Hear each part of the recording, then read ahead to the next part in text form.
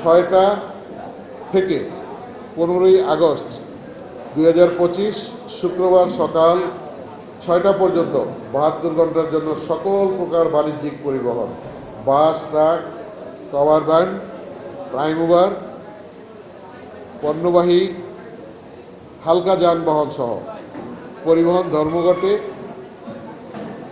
সারা দেশে বন্ধ থাকে।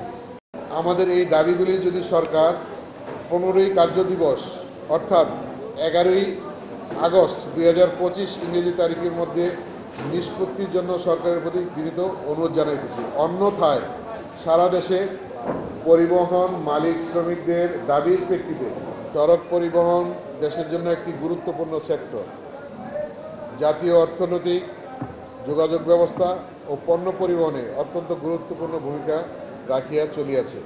তাই এই সেক্টরকে সুশৃঙ্খল, যানজটমুক্ত, দুর্ঘটনামুক্ত ও চাঁদাবাজ মুক্ত করে উন্নত যাত্রী সেবা বান্ধব সর্বজনীন পরিবহন ব্যবস্থা গড়ে তোলার জন্য আমরা অঙ্গীকারবদ্ধ।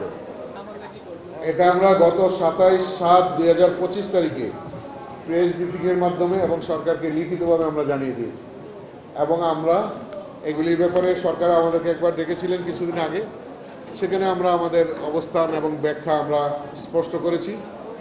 সেখানে সরকারের পক্ষ থেকে জিনিসগুলি ভাবতেছেন এবং কিছু কিছু বিষয়ে তারা একমত পোষণ করেছেন এবং আমরা যে বাকি আমাদের যে এগুলি বার্নিং ইস্যু এগুলি সম্পর্কে আমরা জানিয়েছি যে এগুলি ছাড়া আমরা কোনো কম্প্রোমাইজ করতে পারবো না আমাদের কর্মসূচি নিয়ে। সেগুলি নিয়ে সরকারের মধ্যে কাজ চলছে এবং আমরা আশা করি যে আমাদের এই আলটিমেটামের যে সময় সীমা এর আগেই তারা হয়তো আমাদেরকে আনুষ্ঠানিকভাবে ডেকে শেষ করবে।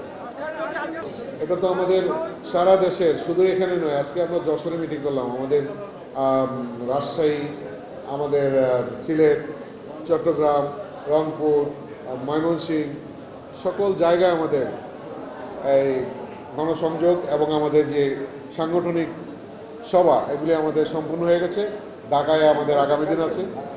আমাদের কর্মসূচির থেকে আমাদের পিছপা হটার কোনো সম্ভাবনা নেই, সুযোগ নেই।